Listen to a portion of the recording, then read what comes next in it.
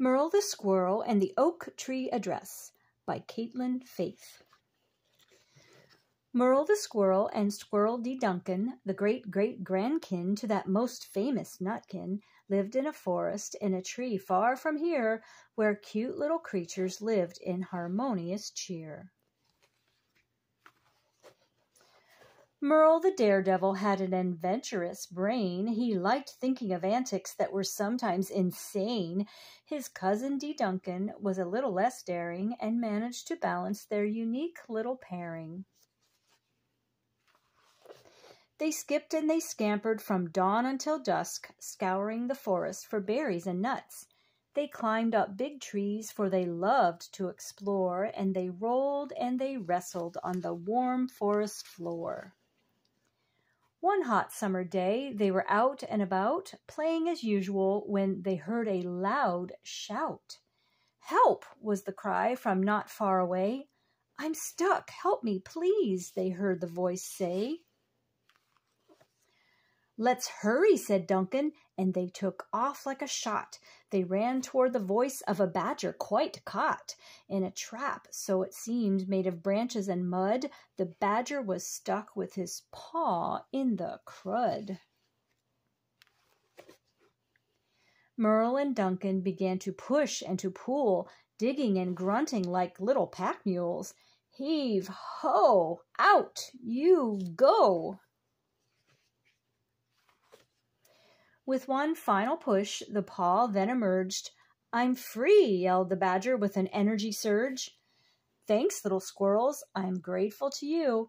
Is there anything for you at all I could do?" "You two must now be rewarded for bravery." But Duncan and Merle looked at him strangely. They had just done what they knew that they ought, helping a badger whose paw was quite caught. But the badger had none of their modesty, and said, "I'll tell you something in honesty. I know of a place where big acorns grow, so big no squirrel could carry one home. But for you, I would bring one from far away, so you two could play the whole winter away.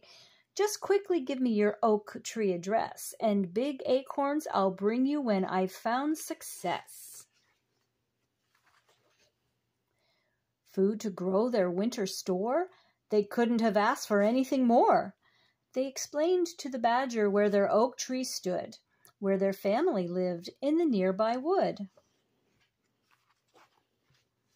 The badger then parted the squirrels as friends. The playmates scampered off to play in the glen.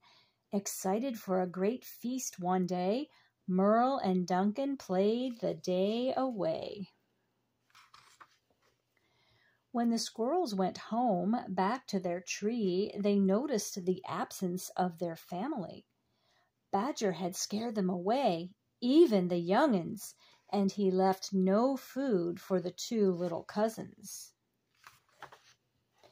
Merle wants to warn you, children, of danger. He wishes he wouldn't have trusted that stranger. If you hope to avoid some family distress, don't give complete strangers your oak tree address. The end. Merle the Squirrel and the Oak Tree Address by Katelyn Faith.